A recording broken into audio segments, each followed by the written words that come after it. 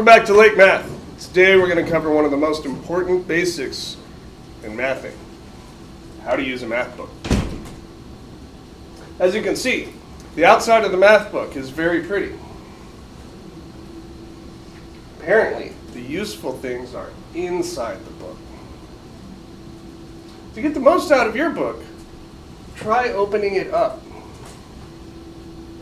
Once the book is open, it helps to get it to the correct page number.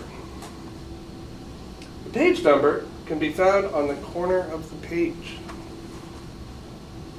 Sometimes reading can help you get the most out of your book experience. Now, there are some safety warnings, so I want to make sure you guys are safely operating your math books.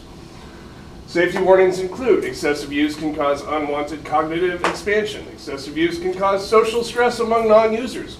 Book usage can also prevent unwanted social participation. Knowledge is power, power corrupts, so excessive use can also cause corruption. And finally, but very important, careless page turning may result in finger trauma, otherwise known as the paper cut. Thank you. We'll cover more advanced math book usage in our next video.